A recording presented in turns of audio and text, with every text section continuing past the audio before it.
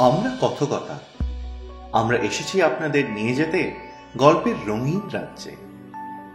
আমাদের আজকের নিবেদন নারায়ণ সান্যালের পাষণ্ড পণ্ডিত।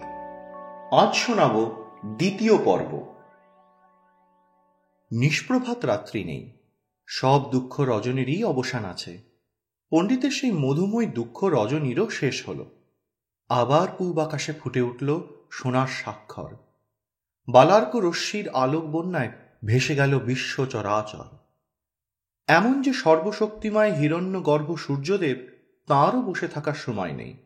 তাকেও প্রতিটি মুহূর্তে বিশ্ব ছন্দে তাল রেখে এগিয়ে চলতে হয় সম্মুখ পানে। চরৈবেদী মন্ত্রে দীক্ষিত তিনি। অতি প্রত্যুষে ওঠা প্রশান্ত পণ্ডিতের চিরদিনের অভ্যাস। প্রায় সমস্ত রাত্রি জাগ্রত ছিলেন তিনি। মাঝে মাঝে তন্দ্রার মতো এসেছিল, কিন্তু প্রতিবেশীর জাপানি ঘড়িতে প্রহরের পর প্রহর অতিক্রান্ত হতে যেতে শুনেছেন। শুক্লা দশমীর চাঁদ পূর্ব গগন থেকে পশ্চিম আকাশে ম্লান হয়ে গেছে। তবু প্রতিদিনের মতো ব্রাহ্ম মুহূর্তে শয্যা ত্যাগ করেন পণ্ডিত। প্রাতকৃত্যাদি সেরে মনে পড়ল আজ আহ্নিক নেই, তার অশৌচ। একাদশী তিথিতে তিনি অন্নগ্রহণ করেন না। প্রতিমা দুটি মুগের ডাল ভিজে, কিছু বাতাসা হলো তো দুটি শশার কুচি মেলে ধরত। আজ প্রতিমা নেই, তা বলে অরন্ধনের ব্যবস্থা হতে পারে না। খুকি কাল কি খেয়েছে জানেন না। আজ যা হোক দুটো ভাতে ভাত রাঁধতে হবে। খুকু তখনও ঘুমাচ্ছে। পণ্ডিত চাদরটা টেনে ওর গায়ে ঢাকা দিলেন। সচরাচর খুকিও সকালে ওঠে। কাল দুপুরে ঘুমায়নি, আজ তাই এখনো ঘুমোচ্ছে। ঘরের শিকলটা তুলে দিয়ে পণ্ডিত বাজারের পথে রওনা হলেন। বাজার কাছেই, বেশি দূর যেতে হবে না। রেশন লক্ষ্মী ঘরেই আছে। দুটো কাঁচা কলা, কিছু আলু আর সৈন্ধব লবণ কিনে ফিরে আসছেন। হঠাৎ খেয়াল হওয়ায় খানচারেক লিলি বিস্কুটও কিনে নিলেন। খুকু তখনও ঘুমোচ্ছে। অনভ্যস্ত হাতে তোলা উনুনটি ধরিয়ে গলির মধ্যে রেখে গিয়েছিলেন। বাজার থেকে ফিরে এসে দেখেন বেশ আঁচ উঠেছে। চিমটে দিয়ে ধরে সেটাকে ঘরে নিয়ে এলেন। চালটা ধুয়ে আনতে না আনতেই খুকুর ঘুম ভেঙে গেল। বড় বড় দু চোখে চারিদিক তাকিয়ে কি দেখল, তারপর বাপের দিকে তাকিয়ে বলল, বাবা তুমি কাঁদছ কেন? পণ্ডিত চোখ দুটোকে রোগড়ে মুছে নেন। বলেন, কাঁদিনি মা, ওই উনুনের ধুমে জল এসেছিল। খুকুকে মুখ ধুইয়ে দিতে একটু বিব্রত হলেন। তিনি নিজে নিমের দাঁতন নিয়ে আসেন প্রতিদিন। দেশে থাকতে টাটকা নিমের ডাল ভেঙে আনতেন। সে সুবিধা কলকাতা শহরে নেই, কিন্তু অভ্যাসটা আছে। কিন্তু খুকু কিভাবে দাঁত মাজে, এই সামান্য সাংসারিক তথ্যটাও জানা ছিল না তার। প্রশ্ন করেন, তুমি কি প্রকারে মুখ প্রক্ষালন করো? খুকুর বোধগম্য হয় না প্রশ্নটা। পেট চুলকাতে চুলকাতে মুখটা উঁচু করে বলে, প্রশ্নটা আরেকটু সহজ ভাষায় প্রকাশ করার পর খুকু সহাস্যে বললে, তুমি কিছু জানো না বাবা, আমি তো তেল নুন দিয়ে দাঁত মাজি, মাও। হঠাৎ কি মনে হওয়ায় মাঝপথেই থেমে যায়। পণ্ডিত ছোট্ট হাতের তালুতে এক ফোঁটা তেল এবং এক চিমটে সৈন্ধব লবণ ফেলে দিলেন। খুকু একটু ইতস্তত করে, আর চোখে বাপের দিকে একবার তাকিয়ে দেখে। তারপর কোনো কথা না বলে নিজেই দাঁত মাজবার চেষ্টা করে। বাবাকে আর বলে না। নিত্যকর্ম পদ্ধতির অন্তর্ভুক্ত ওই দন্ত প্রক্ষালন প্রক্রিয়া সে নিজে হাতে এতদিন করেনি। 5 বছরের শিশুও কি বুঝতে পেরেছে এখন থেকে তাকে আত্মনির্ভর হবার চেষ্টা করতে হবে? কেউ তাকে কিছু বলেনি। নিজেই ঘটিতে করে জল নিয়ে বাইরে যায়, মুখ ধুয়ে ফিরে আসে। পণ্ডিত তার হাতে 4খানি বিস্কুট তুলে দেন। খাও মামুনি। খুকু কি মনে করে 2খানা বিস্কুট পণ্ডিতের দিকে বাড়িয়ে ধরে। হেসে ফেললেন বৃদ্ধ। বলেন, দূর পাগলি, আমি কি বিস্কুট খাই? তুমি সবগুলো খাও। দ্বিতীয়বার অনুরোধ করতে হলো না। ক্ষুধায় বোধ করি বেচারি এমনিতেই কাতর ছিল। 4খানি বিস্কুট খেলো বসে বসে। উনুনে জলটা গরম হয়ে উঠেছে। মাজা পিতলের বেগনোয় জল বসিয়েছেন। সপাক রন্ধনে অভ্যস্ত ছিলেন। শেষ বছর 7 অবশ্য অব্যাহতি পেয়েছিলেন। একেবারে অভ্যাসটা যায়নি। প্রতি মাসে 4 দিন তাকে সপাক আহার করতে হতো। নিষ্ঠাবান হওয়ার মুশকিল। কাঁচকলা আর আলু কেটে এনে ছেড়ে দিলেন জলে। ধোয়া চালটাও দিলেন। খুকু তার ভাঙা পুতুলের ডালিটা চৌকির তলা থেকে টেনে বার করার উদ্যোগ করছিল, বাদ সাধলেন পণ্ডিত মশাই। না মামনি, প্রাতকালে খেলা চলবে না, তুমি এখন পাঠাভ্যাস করবে, বই নিয়ে এসো। এদিকে মেয়েটা বেশ বাধ্য, বিনা প্রতিবাদে খেলার ডালাটা আবার চৌকির তলায় ঠেলে দিয়ে নিয়ে আসে তার পড়ার বই। মৃত্যুঞ্জয় তর্কালঙ্কারের সেই অনবদ্য লাল মলাটের প্রথম ভাগ। উনুনের ধারে বসে রান্না করতে করতে মেয়েকে পড়াতে থাকেন। সবেমাত্র অক্ষর পরিচয় হয়েছে খুকুর। প্রতিদিনের মতো বই খোলার আগে খুকু বাবু হয়ে বসে চোখ বুজে সরস্বতীর স্তব মন্ত্র মুখস্থ বলে যায়। এটা ওকে দিয়ে কণ্ঠস্থ করিয়েছেন। হাতা দিয়ে আলো চালের বেগনোটা নাড়তে নাড়তে পণ্ডিত বলেন, জীব ভয়াং নয় মামুনি, বলো যে ভায়াং, বলো সাও মে বসুতি যে ভায়াং বিনা পুস্তক ধারিণী। খুকু আপ্রাণ প্রচেষ্টায় বিশুদ্ধ উচ্চারণ করতে প্রয়াস পায়। তারপর শুরু করে, অয় অজগর আসছে তেরে। খুকুকে খাইয়ে দাইয়ে এঁঠো সাফ করে বেগনোটা মেজে রেখে মুখ হাত ধুয়ে নিলেন পণ্ডিত। এতক্ষণে খেয়াল হলো নিজের কথা।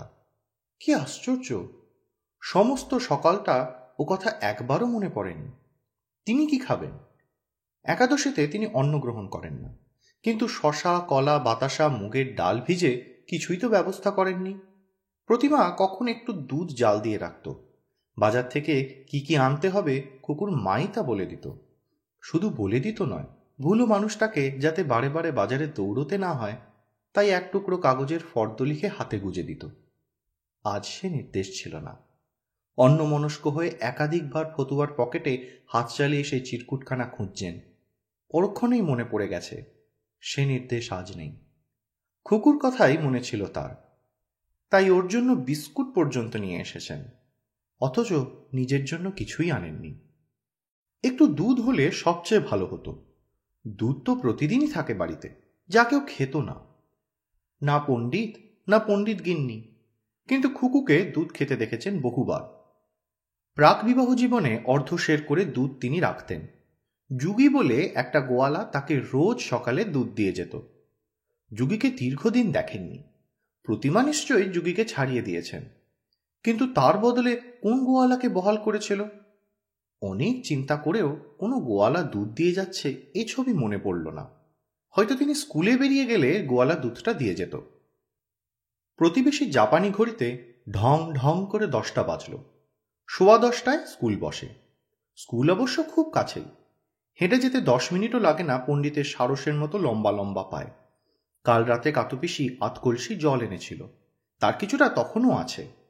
সেই বাসি জল ঢকঢক করে এক ঘটি খেয়ে ছাতাটা তুলে নিলেন কোণ থেকে। শীতের আমেজ এখনও আছে। ছাতার কোনো প্রয়োজন নেই, বৃষ্টি হওয়ার কোনো আশঙ্কা নেই, তবু নিত্য অভ্যাস বসে ছাতাটা তুলে নেন।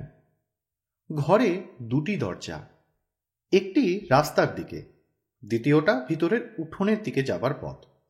পণ্ডিত বাইরে যাবার দরজাটা খোলাই রাখলেন। চুরি যাবার মতো সম্পদ অবশ্য তেমন কিছু ঘরে নেই, তবু কাঁসার বাসন কয়েকটা আছে, 2-4টে জামা, বিছানাও আছে। কিন্তু 2টি দরজা তাই বলে বন্ধ করে যাওয়া যায় না, তাহলে সমস্তটা দুপুর খুকিকে বন্দি জীবন যাপন করতে হয়। সেটা অমানসিক অত্যাচার। স্থির করেন যাবার সময় কাতুপিসিকে বলে যাবেন ভিতর দিকের ওই দরজাটা খোলা থাকলো, একটু নজর রাখতে। ভিতরের ওই দরজার ওপর শ্রীকৃষ্ণ বাসুদেবের একটি ছবি ফ্রেমে বাঁধানো। এপাশের দেওয়ালে একটি দেওয়ালপঞ্জিতে ননিচোরা বালগোপালের ছবি। যুক্ত করে 2টি চিত্রকেই প্রণাম জানিয়ে বৃদ্ধ অস্ফুটে কি মন্ত্র উচ্চারণ করেন। তারপর চলতে গিয়েও ফিরে আসেন খুকুর কাছে। তাকে আদর করে বলেন, লক্ষ্মী হয়ে থাকবে মামুনি, দ্বারটা রুদ্ধ করে দাও, রাজপথে কদাচও যাবে না। তোমার কাতুদিদি তো সর্বদাই নিকটে থাকবেন, প্রয়োজনে তার সাহায্য ভিক্ষা করবে। মুলিবাসের ঝাঁপের দরজাটা টেনে দিয়ে উঠানে নেমে পড়েন। পাশাপাশি 5-7খানা খোলার চালা ঘিরে এই এক চিলতে একখণ্ড উঠান, তার একান্তে দরমা ঘেরা একটা শৌচাগার। এজমালি সম্পত্তি সমস্ত বস্তিবাসী, স্ত্রী এবং পুরুষের। পানীয় জল আনতে হয় রাস্তা থেকে, সেখানে সকাল থেকে লাইন পড়ে। পণ্ডিত পাশের দাওয়ায় উঠে পড়েন। কাতুপিসি আছে নাকি? কাতায়নির সাড়া পাওয়া গেল না। ঝাঁপের ওপাশ থেকে মাথায় ঘোমটা টেনে একটি বধূ তার ক্ষণক্ষণে কণ্ঠস্বরে যথাসম্ভব মোলায়েম করে বলে, মা সেই সাত সকালে কালীঘাটের মন্দিরে গিয়েছে। ও, তা বৌমা, খুকু একাকী থাকলো। প্রাঙ্গণের দিকে নির্গমন দ্বারটা উন্মুক্ত রেখে গেলাম। একটু দৃষ্টি রেখো। গোপাল নেপালদের দেখছি না যে। আর ফ্যাক্টরি গেইছে। তা বটে। ভোরে উঠেই দুই ভাই বেরিয়ে যায় কারখানার কাজে। টালিগঞ্জের ওদিকে কি একটা ইলেকট্রিক ফ্যান তৈরির কারখানায় তারা কাজ করে। সারাদিন বাড়ির সঙ্গে তাদের সম্পর্ক নেই। সন্ধ্যার পর কালীতারা কেবিনে গিয়ে বসে দুই ভাই। মধ্যরাত্রে টলতে টলতে বাড়ি ফেরে। এই বধূটি গোপাল অথবা নেপালের কার স্ত্রী ঠিকমতো জানেন না। দুটি বধূই প্রায় সমবয়সী। তাদের দুজনকেই ও বাড়ির বাসিন্দা বলে শনাক্ত করতে পারেন, কিন্তু কোনটি কার স্ত্রী সে খবর ঠিক জানেন না। বুচু আর ছোটনকেও দেখছি না যে। কি জানি কোথায় গিয়েছে। যাই হোক, খুকু সম্পূর্ণ একাকী থাকলো। আমি বিদ্যালয়ে যাচ্ছি। একটু দৃষ্টি রেখো মা। ঘরের ভিতর ঘোমটা সমেত গোপাল অথবা নেপালের স্ত্রী মাথাটা নাড়ল। বাসুদেব, তুমিই সত্য। হনহন করে এগিয়ে চলেন চেতলা স্কুলের থার্ড পণ্ডিত তার কর্মস্থলের দিকে। সারাটা দিন বারে বারে খুকুর কথাই মনে পড়ছে। অন্যমনস্ক হয়ে গেছেন বারে বারে। কৃতোদ্ধিত সন্ধি সমাসের অরণ্যে বারে বারে ঝাঁকড়া চুল একটি শিশুর মুখ ভেসে উঠেছে মানসপটে। পাড়ার কেউ স্ত্রী বিয়োগে তাকে সহানুভূতি জানাতে আসেননি, কিন্তু স্কুলে খবরটা জানাজানি হওয়া মাত্র অনেকেই সহানুভূতি দেখালেন, সমবেদনার কথা শোনালেন। টিচার্স রুমে সেদিন শুধু এই আলোচনাই হলো। ইতিহাসের শিক্ষক অনন্তবাবু জানতে চাইলেন শেষ সময় পণ্ডিত গৃহিণীর কোনো কষ্ট হয়েছিল কিনা। পণ্ডিত জানালেন না, কোনো যন্ত্রণা বোধ তার ছিল না। প্রায় শেষ সময় পর্যন্ত জ্ঞান ছিল তার, কথাও বলেছিলেন স্পষ্ট। ড্রয়িং মাস্টার মশাই বলেন, মেয়েটিকে আপনার শ্বশুর বাড়িতে রেখে আসুন বরং। এখানে কেমন করে মানুষ করে তুলবেন এতটুকু বাচ্চাকে? ম্লান হেসে পণ্ডিত বললেন, দুর্ভাগ্যক্রমে সে স্থানেও কেহই নাই। মৌলভী সাহেব দাঁড়িতে হাত বুলাতে বুলাতে বলেন, খোদা তালার মর্জি কখনো বোঝা যায় না। এইটুকু শিশুকে কেনই বা তিনি আনলেন এই দুনিয়ায়? আর যদি আনলেনই, তবে এভাবে মাতৃহীন করলেন কেন? সে কথায় কেউ জবাব দেয় না। হেডমাস্টার মশাই বলেন, আজ না এলেই পারতেন। পণ্ডিত কুণ্ঠিত স্বরে বলেন, কর্মহীন অবস্থায় গৃহ অবস্থান করেই বা কি লাভ হতো? আজ না হলে আগামীকাল তো আসতেই হতো। একটা দীর্ঘশ্বাস পরে হেডমাস্টার জগদানন্দ বাবুর। ছাত্রমহলেও সংবাদটা রটে গেছে। যে ঘরে ক্লাস নিতে গেলেন, ছেলেদের মুখে একটা শান্ত সমবেদনার ছাপ লক্ষ্য করলেন।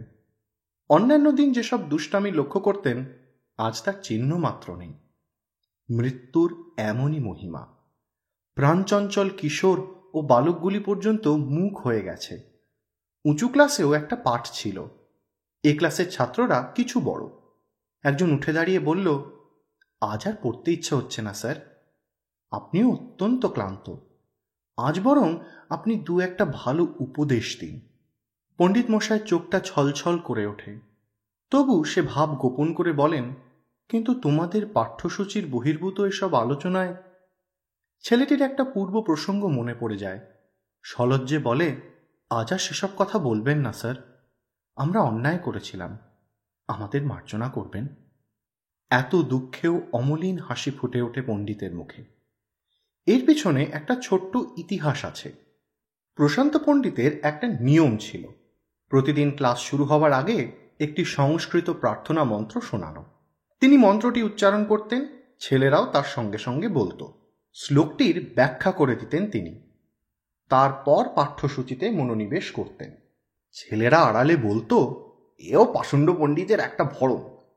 একবার পণ্ডিতের উপর ক্ষেপে গিয়ে হঠাৎ ছেলেরা বিদ্রোহ করে বসল। এই ক্লাসেরই ছেলেরা। ওসব বুজরুকি চলবে না।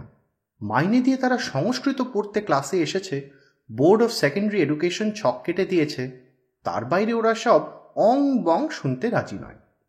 পণ্ডিতের সঙ্গে মতানৈক্য হওয়ায় ছেলেরা দল বেঁধে হেডমাস্টার জগানন্দ বাবুর কাছে গিয়ে দরবার করেছিল। হেডমাস্টার আজকালকার ছেলেদের চেনেন, এখনই চেয়ার টেবিল ভাঙা শুরু হয়ে যাবে। তাই ছাত্রদের এক কথায় হাঁকিয়ে না দিয়ে বললেন, কিন্তু কাজটা তো খারাপ কিছু নয়, তোমাদের এত আপত্তি বা কেন? এগুলো সব স্যার হিন্দু শাস্ত্রের মন্ত্র। Bharatvarsha secular state sir. আপনি যদি এসব বন্ধ না করেন আমরা ডিপিআইকে লিখব, আমরা ধর্মঘট করব। জগদানন্দবাবু ব্যাপার বেগতিক বুঝে থার্ড পণ্ডিত প্রশান্ত ভট্টাচার্যকে ডেকে পাঠালেন। পণ্ডিত মশাই হাজির হওয়ায় বলেন, এই শুনুন ছেলেরা কি বলছে, আপনি ওই প্রার্থনা মন্ত্র বন্ধ না করলে ওরা ধর্মঘট করবে। পণ্ডিত বলেছিলেন, একটু ব্যাকরণের অসঙ্গতি হচ্ছে, ধর্মের বিরুদ্ধে ধর্মঘট হতে পারে না, অধর্মঘট বলুন। তা প্রার্থনা মন্ত্রের অপরাধ?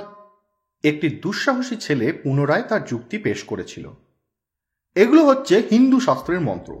ভারতবর্ষ সেকুলার স্টেট, মানে ধর্ম নিরপেক্ষ রাষ্ট্র। সরকারি সাহায্যপ্রাপ্ত স্কুলে আপনি যদি হিন্দু ধর্ম থেকে প্রার্থনা মন্ত্র শোনান, তবে মুসলমান ছেলেরা কোরআনের মন্ত্র শুনতে চাইবে, খ্রিস্টানেরা বাইবেল থেকে শুনতে চাইবে, বৌদ্ধেরা ত্রিপিষ্টক থেকে শুনতে চাইবে। বাধা দিয়ে পণ্ডিত বলেছিলেন, অশ্বঘোষ আর বসুমিত্র বৌদ্ধ শাস্ত্রের যে সংকলন রচনা করেছিলেন তার নাম ত্রিপিটক, ত্রিপিষ্টক নয়। ত্রিপিষ্টক শব্দের অর্থ তিন পিঠে। বেশ, তাই হলো, তারা ত্রিপিটক থেকে শুনতে চাইবে। পণ্ডিত মশাই বললেন, উত্তম, তোমরা তো দশম শ্রেণীর ছাত্র, তোমাদের মধ্যে অহিন্দু কজন ছাত্র আমার সংস্কৃত পাঠ নিতে আসো? ছেলেটি জবাব দেয় না। পণ্ডিত মশাই ছেলেটির পিছনে ভিড় করে দাঁড়ানো ছেলেদের উদ্দেশ্য করে বলেন, তোমাদের মধ্যে বৌদ্ধ, খ্রিস্টান, মুসলমান, লাউসে, কনফুসিয়াস কিংবা চারবাকপন্থী কেউ যদি থাকো তো হাত তোলো। ছেলেরা মুখ চাওয়াচাওয়ি করে।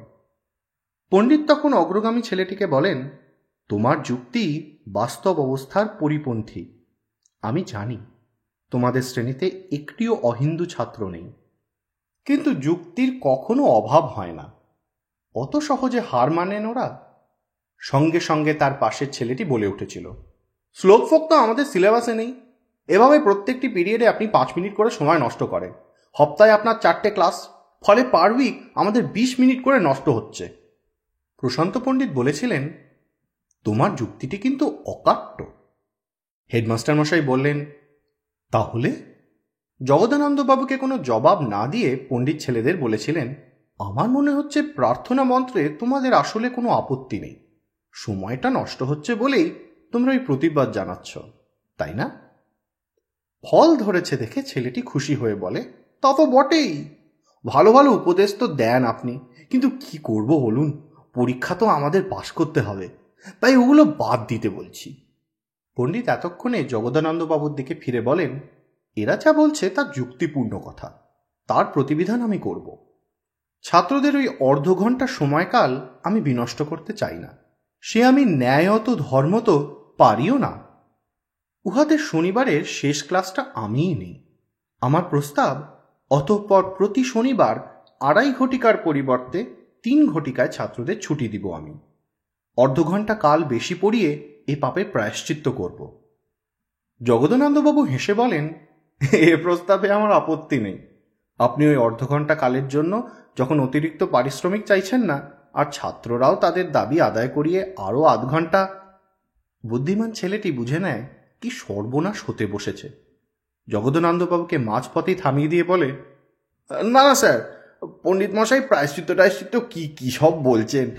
পণ্ডিত মশাই দেবতুল্য মানুষ, তিনি কোনো পাপই করতে পারেন না। না না, প্রায়শ্চিত্তের কথা যখন একবার উঠেছে, তখন শনিবারে আমরা কিছুতেই বেশিক্ষণ থাকবো না। তা নিন পণ্ডিত মশাই, প্রার্থনা মন্ত্রের জন্য কিছু সময় নিন না, কাজটা তো ভালোই। আচ্ছা, আমরা আসি স্যার।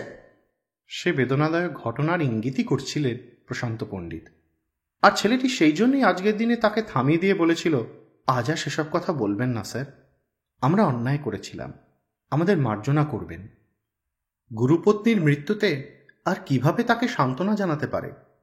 কোনো সহানুভূতির কথাই এক্ষেত্রে শোভন শোনাবে না।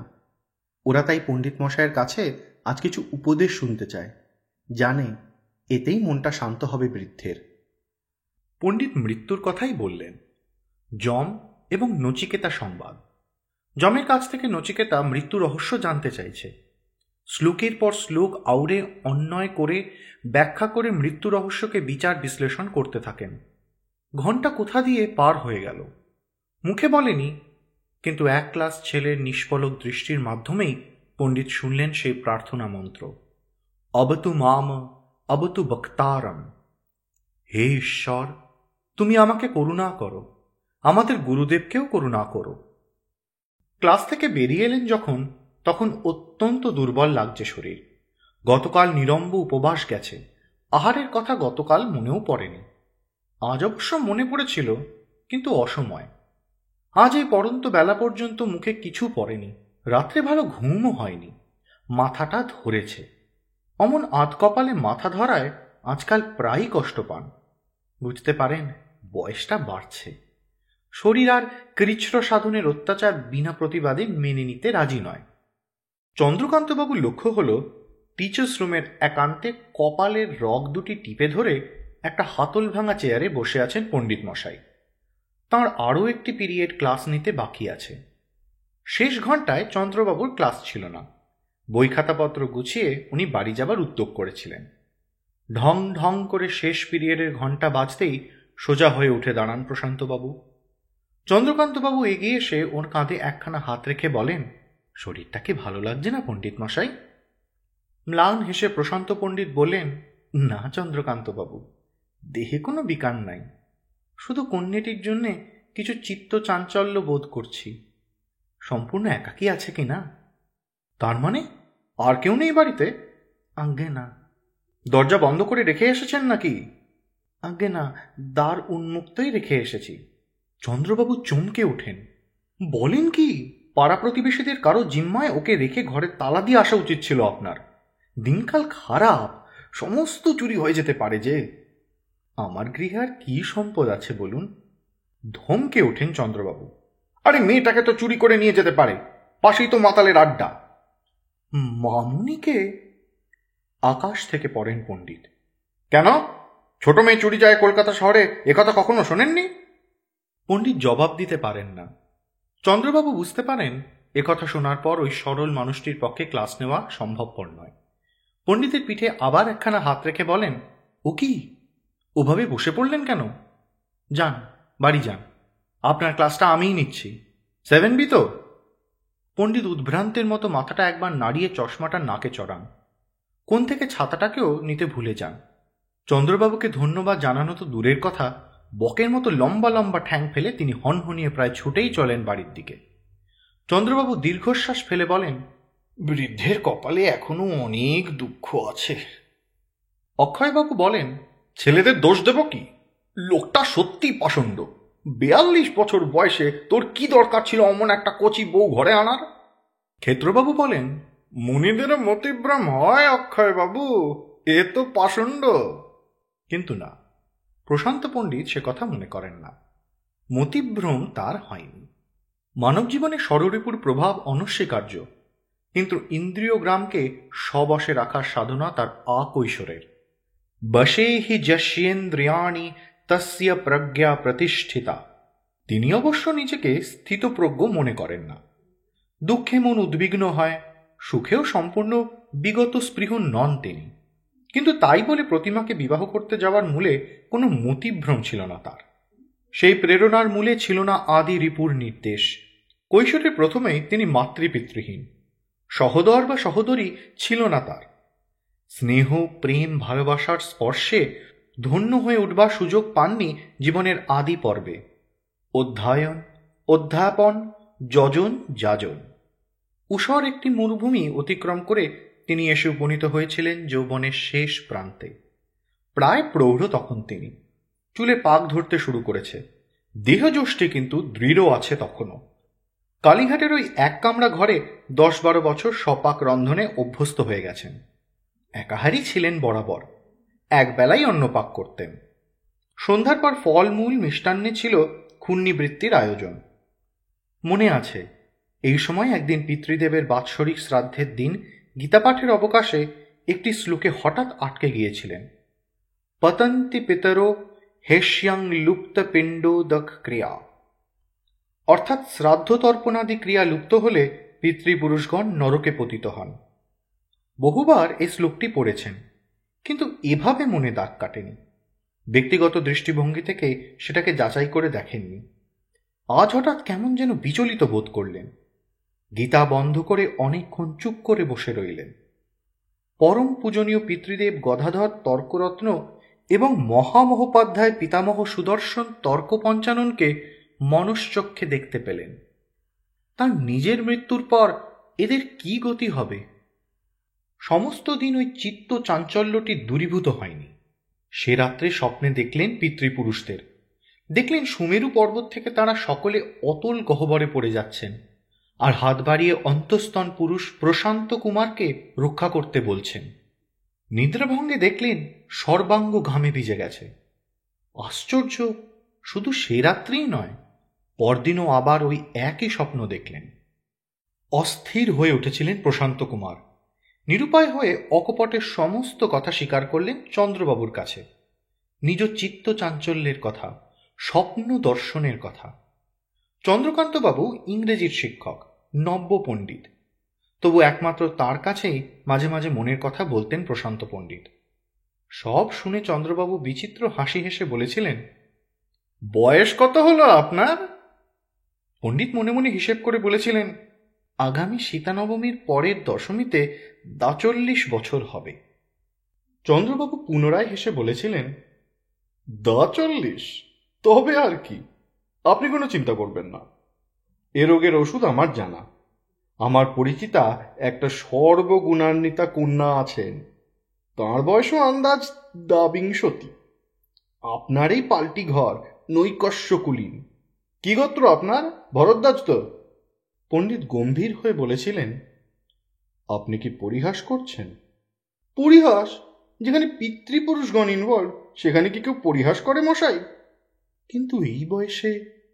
কিসের বয়স মশাই? ৪২ মাইনাস ২২ = ৬৫। ও তো ৮০, শতাব্দীর পঞ্চমাংশ।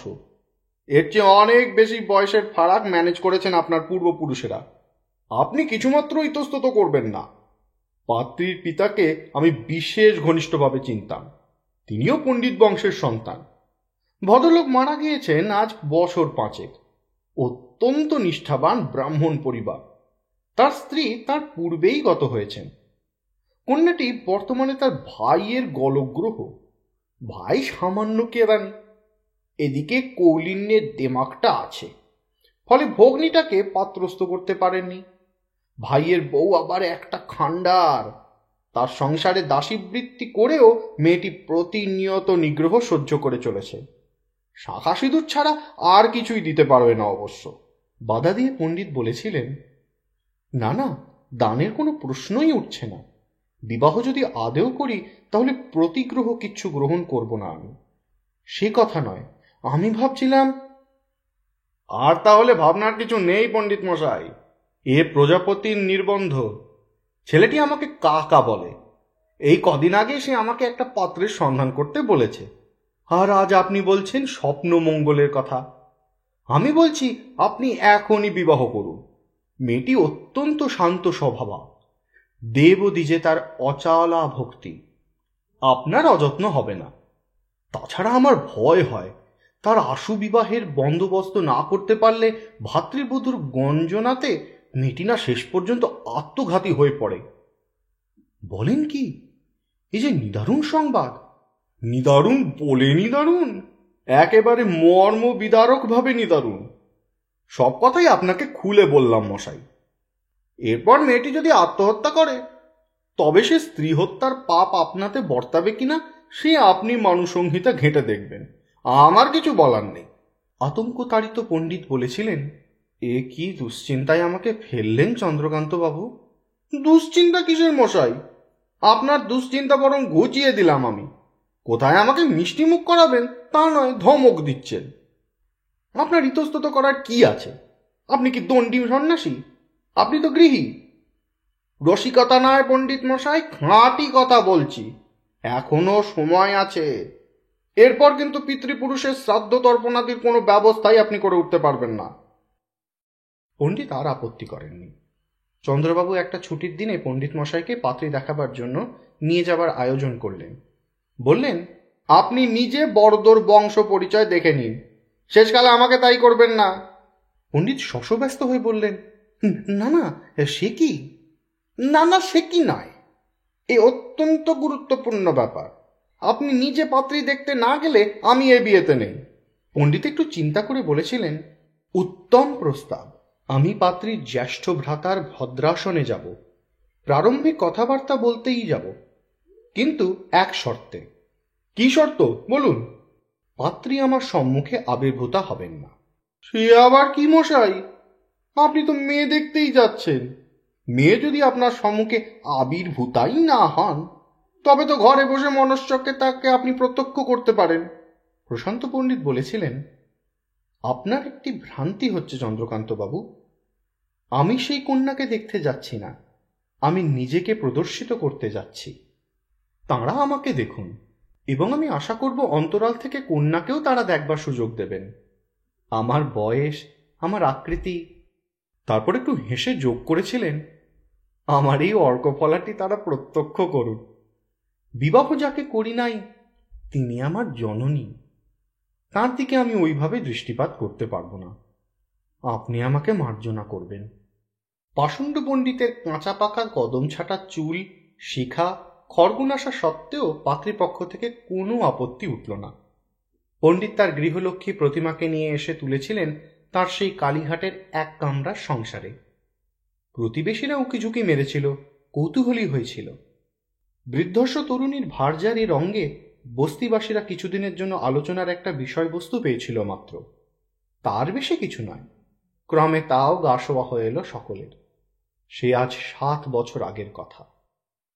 কিন্তু ভিতরে ভিতরে অদ্ভুতভাবে বদলে গিয়েছিল ওই এক কামরা সংসারটার প্রকৃতি, ওই এক কামরাবাসীর জীবন। পণ্ডিত সম্পূর্ণভাবে নির্ভর করেছিলেন তার জীবনসঙ্গিনীর ওপর। নিশ্চিন্ত হয়েছিলেন সাংসারিক বিষয়ে। কলের পুতুলের মতো কাজ করে যেত প্রতিমা। কোথা থেকে কি করত, কাকে ধরে রেশন আনত, কেমন করে সংসার চালাতো, কিছুই খবর রাখতেন না পণ্ডিত। মাসান্তে মাহিনার টাকা, টিউশনির টাকা ওর শাখা সর্বস্ব হাতে ফেলে দিয়ে এবং প্রত্যহ সকালে ফর্দ অনুযায়ী বাজারটা এনে দিয়েই তিনি মুক্ত হতেন। এতদিন যে জীবনযাত্রায় অভ্যস্ত হয়েছিল, তার থেকে সম্পূর্ণ পৃথকভাবে জীবনযাত্রা শুরু হলো তাঁর। তাতে অসুবিধা তো কিছু অনুভব করেন নাই, বরং আরাম পেয়েছিলেন। অধ্যয়ন, পূজা আর জ্ঞানচর্চায় পরিপূর্ণভাবে আত্মনিয়োগ করতে পেরেছিলেন। মাঝে মাঝে অবশ্য স্ত্রীর নির্দেশ মতো এখানে ওখানে যেতে হতো। এটা ওটা কিনে আনতেন, চুল কাটার দোকানে যেতেন, নির্দেশ মতো কাজটুকু পালন করে ভাঙানি পয়সা ওর হাতে সমর্পণ করে আবার তার গ্রন্থের সমুদ্রে তলিয়ে যেতেন। তবু বাসগৃহ আর আহার্যের আয়োজনই দাম্পত্য জীবনের সবকিছু নয়, তার বাইরেও স্ত্রীর একটা ভূমিকা থাকে। এই বিষয়ে পণ্ডিতের অভিজ্ঞতা অল্প, তাই প্রতিমাকে তিনি বুঝে উঠতে পারেননি। প্রতিমা কি সুখী হয়েছিল? কোনোদিন তাকে কোথাও বেড়াতে নিয়ে যাননি। কোনোদিন ওই যে কি বলে সিনেমা, তা সে সিনেমা দেখাতে নিয়ে যাননি। 2-1 বার দুর্গাপূজা অথবা কালী পূজার মণ্ডপে সস্ত্রীক গিয়েছেন অবশ্য, ব্যাস, তার বেশি নয়। প্রতিবেশিনীদের সঙ্গেও কোনোদিন প্রতিমাকে ঘনিষ্ঠ হতে দেখেননি, তাদের সঙ্গে দল বেঁধেও কোথাও যেতে দেখেননি। উদয়াস্ত মেয়েটি শুধু সংসারের কাজ করে যেত। পণ্ডিত মাঝে মাঝে বলতেন, আমারও সব ভালো লাগে না, কিন্তু তুমি তো ওই নেপাল গোপালদের স্ত্রীর সমবিবাহারে ওখানে যেতে পারো। অবাক দুটি চোখে দৃষ্টি মেলে প্রতিমা বলেছিল, কোথায়? ওই যে কি বলো তোমরা, সিনেমায়। প্রতিমা হয়তো মুখ টিপে হেসে বলতো, আজ হঠাৎ আপনার সিনেমার কথা মনে হলো যে? আমি কোনোদিন ও কথা বলেছি? বলো না বলেই তো বলছি, আমারও সব ভালো লাগে না। প্রশান্ত পণ্ডিত যে স্তরের মানুষ, তাতে প্রতিমা যে তার নাগাল পাবে না এটাই স্বাভাবিক। কিন্তু সেইখানেই তো এর শেষ নয়। স্মার্ত পণ্ডিত প্রশান্ত ভট্টাচার্য ওই অল্প শিক্ষিতা গ্রাম্য মেয়েটির মনের নাগাল পাননি। সে কি চায়, সে কি ভাবে, সে কি সুখী? প্রশ্ন করেছেন খোলাখুলি। হেসে এড়িয়ে গেছে প্রতিমা। না, প্রতিমার অন্তঃস্থল পর্যন্ত দৃষ্টি যায়নি পণ্ডিতের। দুজনের সম্পর্ক যেন স্বামী স্ত্রীর নয়, গুরু শিষ্যের। না, তাও নয়, স্ত্রীকে কোনোদিন বিদ্যাদান করতে বসতেন না তিনি। প্রতিমাও কোনোদিন এসে বলেনি, জেনাহম নামৃতাস্যম তেনাহম কিম কুজামি। সে শুধু নিরলস সেবায় পরিচর্যা করে গেছে তার স্বামীকে, কোনো প্রতিদান চায়নি। উন্মুখ উদার আগ্রহে নিজেকে বিলিয়ে দিয়েই যেন তার তৃপ্তি। তাই বলে সে মূর্খ ছিল না। শাস্ত্রজ্ঞান না থাকলেও তত্ত্বজ্ঞান তার ছিল। মনে আছে একদিন প্রশান্ত পণ্ডিত রহস্য করে বলেছিলেন, তুমি যে দিবারাত্রি শুধু এই সংসারের জন্য প্রাণপাত করে যাচ্ছ, জপ তপ পূজা আহ্নিক কিছুই করছো না, এর কি পরিণাম হবে জানো? কাজল কালো দৃষ্টি মেলে প্রতিমা প্রশ্ন করেছিল, কি? মৃত্যুর পর আমরা দুজনে এক স্থানে থাকতে পারবো না। আমার পূজা অর্চনার প্রভাবে আমার যেখানে স্থান নির্দেশ হবে, তোমাকে সেখানে প্রবেশাধিকার দেবে না যমদূতেরা। বলবে এ ব্রাহ্মণী তো নিত্য পূজাই করত না। সেই একদিনই পণ্ডিত দেখেছিলেন প্রতিমার তেজ দৃপ্ত ভঙ্গিমা। ঘুরে দাঁড়িয়ে সে বলেছিল, বেশ, আমিও দেখে নেব সে কত বড় যমদূত। আমাকে আপনার কাছে যেতে না দেওয়ার ক্ষমতা যমদূতের আছে কিনা দেখে নেব আমি। পণ্ডিত তখন রসিকতা করে বলেন, দৈহিক ক্ষমতায় তুমি যমদূতকে পরাস্ত করতে পারবে? গায়ের জোরে কেন? তপস্যার পুণ্য ফলে তাকে শায়েস্তা করব আমি। স্বামী সেবায় আমি তো কোনো অবহেলা করিনি। যমদূতের যদি প্রাণের মায়া থাকে তবে সে আমার ত্রিসীমানায় আসবে না। যমদূতের প্রাণের মায়া থাকে কিনা এ তথ্য জানা ছিল না স্মার্ত পণ্ডিতের, কিন্তু তিনি অবাক হয়ে গিয়েছিলেন প্রতিমার আত্মবিশ্বাস দেখে। এমন কথা অমন দৃপ্ত ভঙ্গিতে যে ওই কোমল স্বভাবা মেয়েটা বলতে পারে, এটা যেন আশাই করেননি তিনি। হঠাৎ প্রতিমার লজ্জা পেয়ে যায়।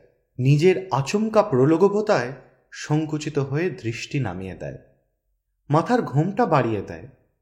চলে যাবার উপক্রম করতেই পণ্ডিত বলেছিলেন, তুমি মহাভারত পড়েছ? না। কেন? তুমি সেই মহিলাটির কথা শোনো নাই, যিনি কোপন স্বভাব সন্ন্যাসীকে বলেছিলেন, আমি ক্রৌঞ্চ বক নহি, আমার দিকে অমন ক্রোধ দৃষ্টি নিক্ষেপ করবেন না, আমি ভস্য হয়ে যাব না। প্রতিমা মাথা নেড়ে বলেছিল, না, কি গল্প? পণ্ডিত তখন মহাভারতের উপাখ্যান শুনিয়েছিল প্রতিমাকে। হনহন করে চলেছিলেন পণ্ডিত। গলির মোড়ে পানওয়ালা বলে ওঠে, এই যে পণ্ডিত মশাই, এতক্ষণ কোথায় ছিলেন? বলি হারি আক্কেল আপনার, ওই কচি বাচ্চাটাকে অমনভাবে একা ফেলে রেখে যেতে হয়? একেবারে কুকড়ে যান পণ্ডিত।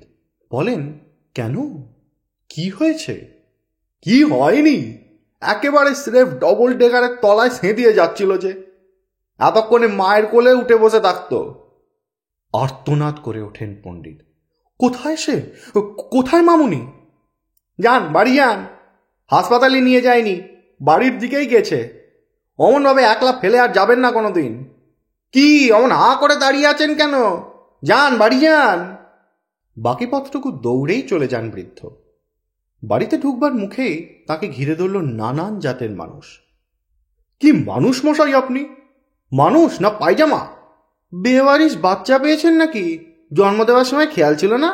ওসব মুখে চলবে না হরিশ, হাত চালাও, পেঁয়াদানি শুরু করো, শালার পাষণ্ডামি ভাঙবে।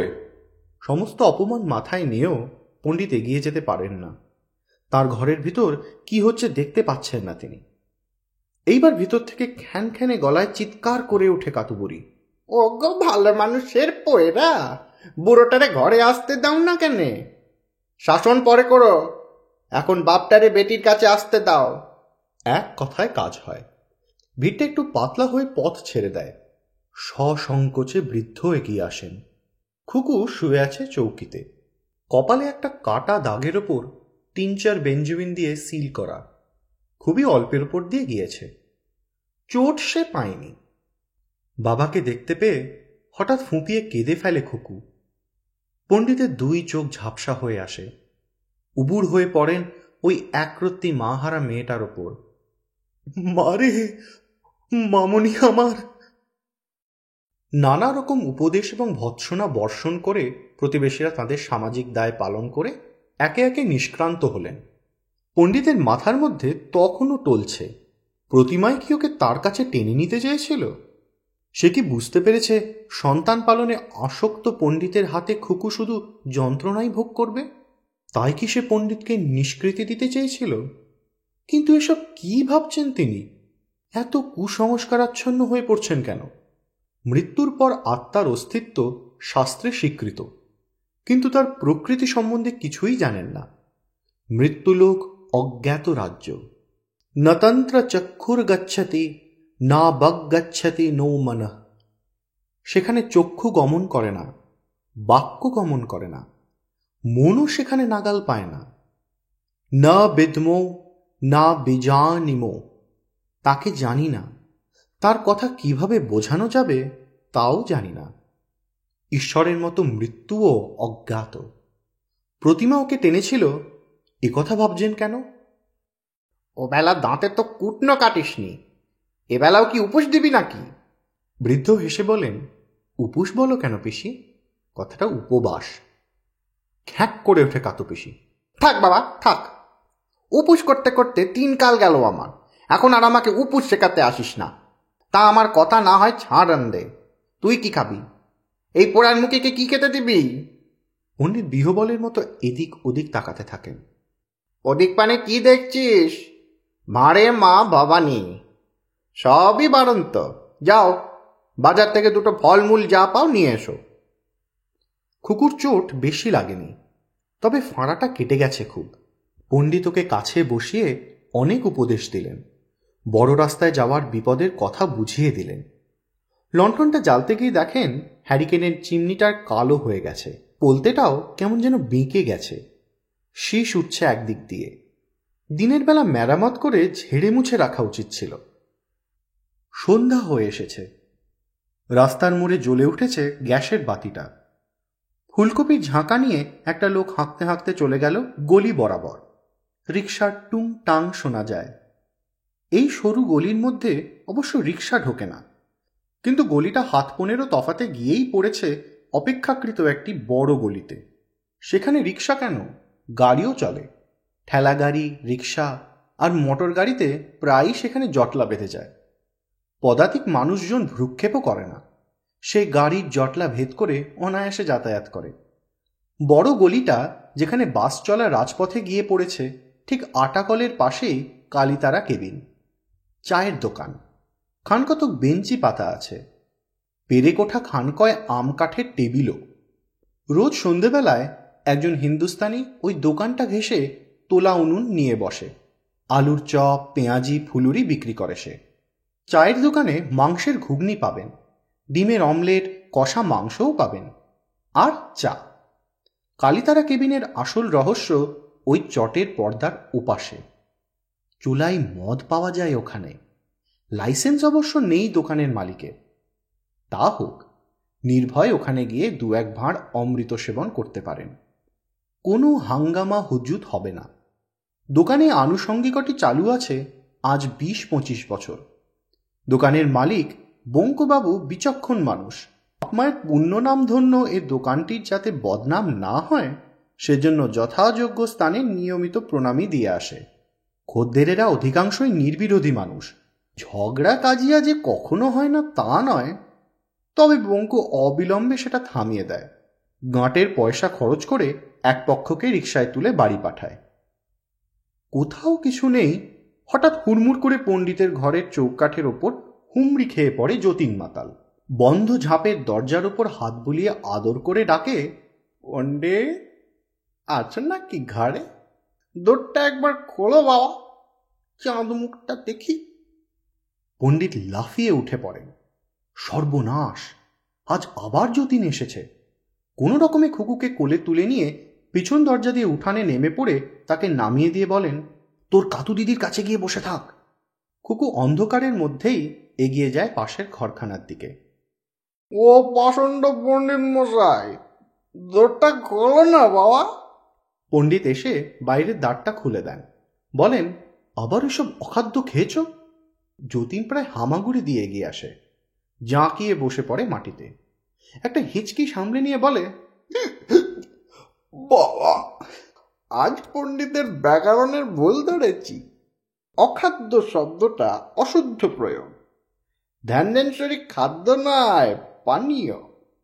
ওয়ান কান্ট ইট লিকার, ওয়ান ড্রিঙ্কস। খানা নেই হ্যাঁ, পিনা, সমঝা? পণ্ডিতের মুখটা করুণ হয়ে যায়। তোমাকে এতবার বারণ করেছি, এত করে বুঝিয়েছি, তবু ওই বদ নেশা পরিত্যাগ করতে পারলে না।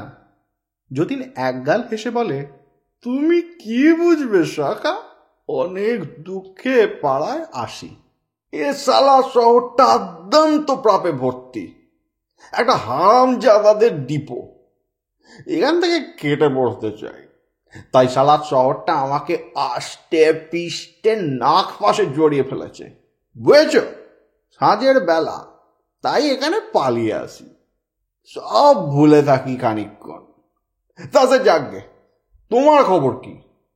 শুনলাম মিসেস পণ্ডিত গভর্নমেন্ট গান। পণ্ডিত জবাব দেন না। আরে অত কাচুমাচু হচ্ছে কেন বাবা?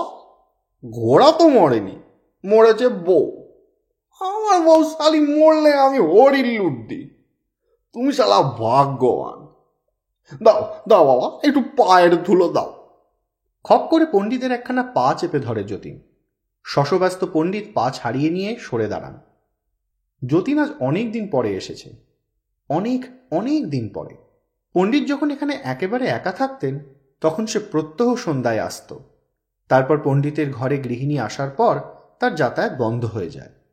মদে চূর হয়ে থাকলেও যতীনের এটুকু বোধ অবশিষ্ট থাকত যে পণ্ডিত গিন্নির উপস্থিতিতে সে এক কামরার সংসারে আসতে পারে না। দীর্ঘদিন তাই যতীন সাধুকা পণ্ডিতের বাড়ি আসেননি, অথচ হয়তো গত 7 বছর ধরেই সে প্রতিদিন সন্ধ্যাবেলায় এসেছে এ পাড়ায়।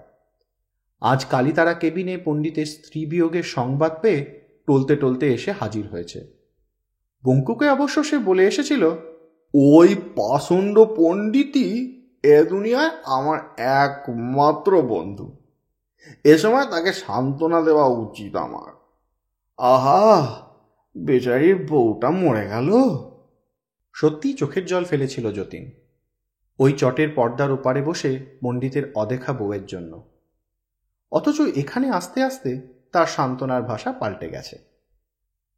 পণ্ডিত জানতেন যতীন সাধুকা ধনী, কিন্তু সে যে কত বড় লোক এ সম্বন্ধে তার ঠিক মতো ধারণা ছিল না। পায়জামা, পাঞ্জাবি আর চপ্পল। সন্ধ্যার পর তাকে একই বেশে দেখা গেছে এ পাড়ায়। নিত্য 30 দিন তাকে দেখা যাবে ওই কালীতারা কেবিনের ইটের ওপর বসে মাটির ভাঁড়ে মদ্যপান করছে। ফুটবলের ব্লাডার থেকে মদ ঢেলে দেওয়া হয় মাটির ভাঁড়ে। ঝড় ঝঞ্ঝা বজ্রপাতে যতীনের ওই সন্ধ্যাবিলাস বন্ধ থাকে না। গলিটা যেদিন প্রবল বর্ষণে এক কোমর ঘোলা জলের তলায় অবলুপ্ত হয়ে যায়, সেদিনও সপসপে পাঞ্জাবি পায়জামা পরে যতীন হাজিরা দেয়। অন্যদিন আসে ট্যাক্সিতে, সেদিন রিকশা চেপে। কালীতারা কেবিনের মালিক বঙ্কুবাবুই একদিন পণ্ডিতকে বলেছিল, লোকটা শুনেছি টাকার কুমির। ঠিক বিশ্বাস হয়নি পণ্ডিতের। টাকার কুমিরেরা এ পাড়ায় ইটের ওপর বসে মাটির ভাঁড়ে চোলাই মদ খেতে আসে না। ঠেলাওয়ালা, ট্যাক্সি ড্রাইভার আর নেপাল গোপালের মতো ফিটার টানিরিদের সঙ্গে তারা মদ খায় না। ও পথের কিছু না জেনেও পণ্ডিত এটুকু জানেন যে অভিজাত সম্প্রদায়ের জন্য চৌরঙ্গি পার্ক স্ট্রিট অঞ্চলে আলো ঝলমল আসবাগারের অভাব নেই কোনো। তবে লোকটা নেহাত মধ্যবিত্ত ঘরেরও নয় বোধহয়। কবজিতে তার ঘড়ি নেই, হাতে নেই আংটি, পাঞ্জাবির বোতামও হাড়ের তৈরি, কিন্তু প্রতিদিন ট্যাক্সি করে আসে সে। গাড়ির মালিক হওয়ার মতো বড় লোক সে নিশ্চয়ই নয়, তাহলে ট্যাক্সি চাপবে কেন? কিন্তু বঙ্কুবাবু বলে ট্যাক্সির ভাড়া মেটাতে লোকটা রোজ 10 টাকার নোট বার করে। মেজাজ ভালো থাকলে ট্যাক্সি ড্রাইভারকে বলে, তোরা নিয়ে আপ রাখ দিজিয়ে সর্দারজি। প্রশান্ত পণ্ডিতের সঙ্গে যতীন সাধুকার প্রথম আলাপ হয়েছিল অদ্ভুতভাবে। সেও আজ 7-8 বছরের আগেরকার কথা। স্কুলে খবর এসেছিল ওদের ক্লাস 10-এর একটি ছাত্র টাইফয়েডে ভুগে মারা গেছে। বেলা 2টোর সময় ছুটি হয়ে গেল। ছাত্রটি বিজ্ঞান বিভাগের। প্রশান্ত পণ্ডিতের ক্লাসে বসত না। তাও হোক, ছেলেটাকে তিনি চিনতেন। পথে ঘাটে দেখা হলে ছেলেটি হাত তুলে নমস্কার করত। হঠাৎ পাওয়া ছুটিতে ছাত্ররা হৈ হৈ করতে করতে যে যার বাড়ি চলে গেল। উঁচু ক্লাসের কিছু ছেলে ছুটল হাজরা মোড়ে। এখনও লাইনে দাঁড়ালে ম্যাটিনির টিকিট পাওয়া যাবে। মাস্টারমশাইরাও যে যার বাড়ির দিকে রওনা দিলেন। ছেলেটি হরিশ চ্যাটার্জি স্ট্রিটে তার মামা বাড়িতে থেকে পড়ত, কিন্তু মারা গেছে তার বাবার ওখানে। বাবা থাকতেন নাগের বাজার, সেটা অনেক দূর। অত দূর আর কে যায়? কেউই সঙ্গী হতে রাজি হলো না। টিচার্স রুমে গিয়ে অনেককেই অনুরোধ করলেন পণ্ডিত। অক্ষয়বাবু বললেন তার শরীরটা ভালো নেই। চন্দ্রকান্তবাবু বলেন সন্ধ্যায় তার একটা জরুরি কাজ আছে। হেডমাস্টার মশাই বললেন, সে বাড়িতে একটি মানুষই আমাদের চিনত, সেই তো আজ চলে গেল, গিয়ে কি লাভ? তার চেয়ে শনিবার ছুটির পর আমরা একটা শোকসভায় মিলিত হয়ে তার আত্মার শান্তি কামনা করব। প্রশান্ত পণ্ডিত অফিস থেকে ঠিকানা নিয়ে একাই রওনা হলেন। স্কুলের গেটের কাছে হঠাৎ কে যেন পেছন থেকে ডাকল, পণ্ডিত মশাই। পণ্ডিত ঘুরে দাঁড়িয়ে দেখেন মৌলভী সাহেব। আমি বিধর্মী, আমার যাওয়াটা কি অশোভন হবে? নিশ্চয়ই না। আসবেন আপনি? চলুন না, তবু একজন সঙ্গী হবে। চলুন। সংস্কৃত এবং ফার্সির দুই শিক্ষক উপস্থিত হয়েছিলেন বিজ্ঞানের ওই ছাত্রটির শেষ সৎকারের সময়। দেহকার্য সমাধান করে দুজনে ফিরে এলেন নাইট শোর যাত্রী ভরা দোতলা বাসে। মৌলভী সাহেব হাজরা মোড়ে নেমে গেলেন। পণ্ডিতও নিজের স্টপে নেমে নির্জন গলিটা দিয়ে ফিরে আসছেন। হঠাৎ দেখতে পেলেন গলির গ্যাস পোস্টে ঠেসান দিয়ে একটা লোক পড়ে আছে। অমনভাবে লোকটাকে পড়ে থাকতে দেখে পণ্ডিত বসে পড়েন রাস্তার উপরই। না, নাড়ি ঠিক চলছে, বেঁচে আছে লোকটা। পণ্ডিত তাকে পাঁজা কোলা করে তুলে নিয়ে এলেন, শুইয়ে দিলেন তার চৌকিতে। অত রাত্রে ঘরে তালা দিয়ে ডেকে নিয়ে এলেন পাড়ার মাধব ডাক্তারকে, এবং সেজন্য ভৎসনা শুনতে হলো তাকে। লোকটা কিছুই হয়নি, অত্যন্ত মদ্যপান করে বেহুশ হয়ে গেছে মাত্র।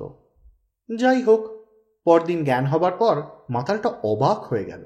সে শুয়ে আছে একটা চৌকিতে, আর মাটিতে মাদুর বিছিয়ে একজন অদ্ভুত দর্শন মানুষ শুয়ে আছে। পণ্ডিত বললেন, এখন সুস্থ বোধ করছেন?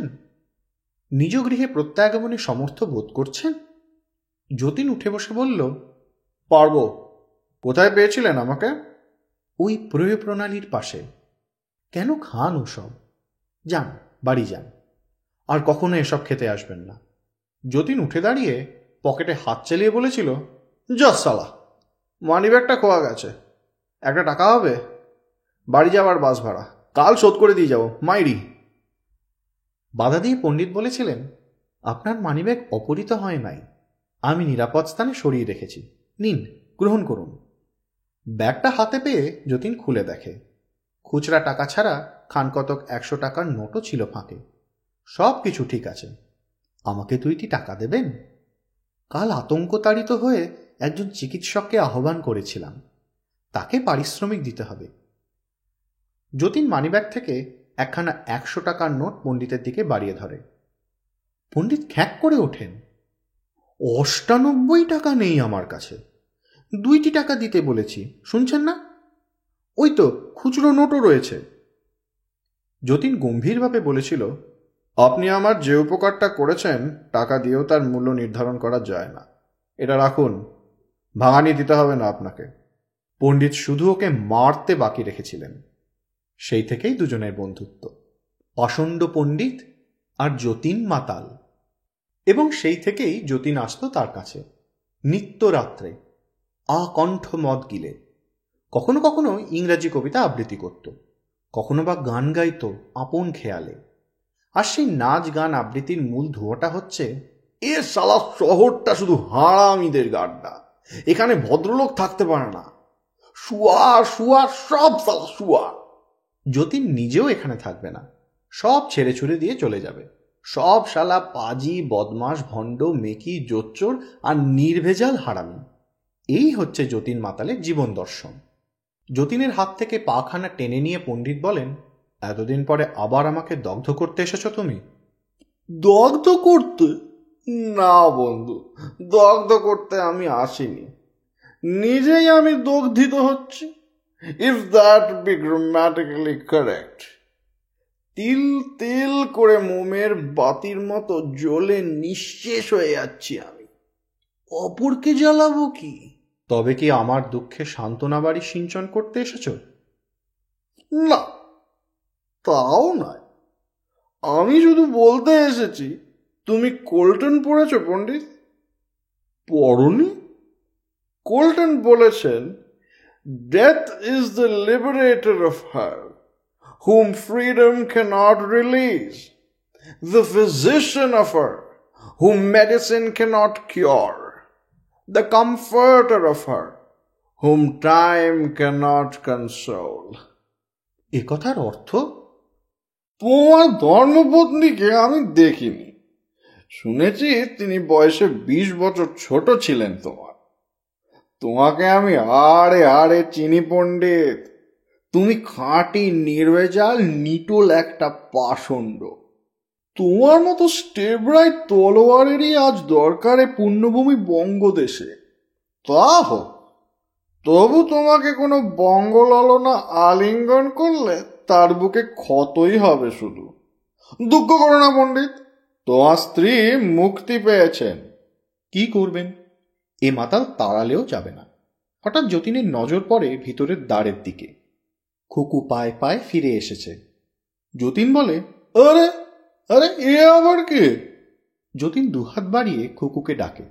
খুকু ওকে ভয় পায় না, পায়ে পায়ে এগিয়ে এসে তার বাহুবন্ধে ধরা দেয়।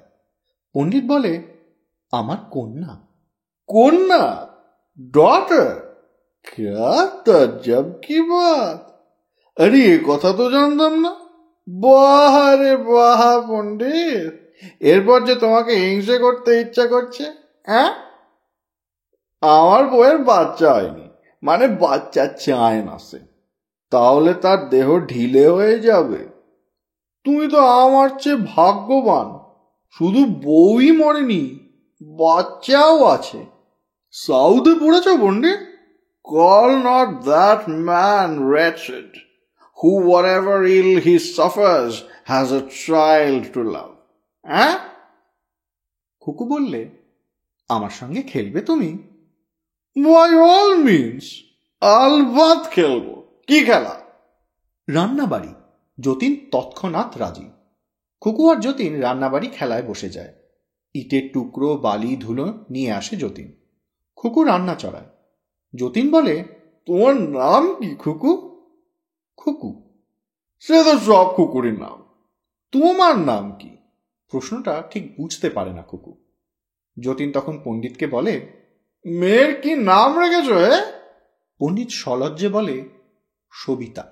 খুকু অবাক হয়ে প্রশ্ন করে, সবিতা কার নাম বাবা? হো হো করে হেসে ওঠে যতীন।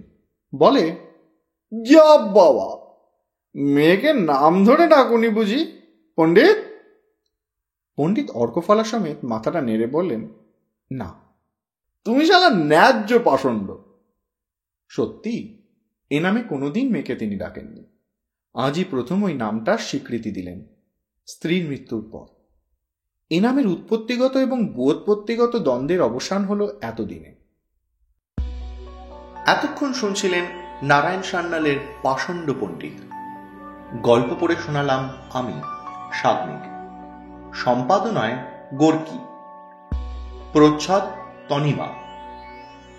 আমাদের গল্প যদি ভালো লেগে থাকে তাহলে আমাদের চ্যানেলটি লাইক, শেয়ার ও সাবস্ক্রাইব করতে ভুলবেন না।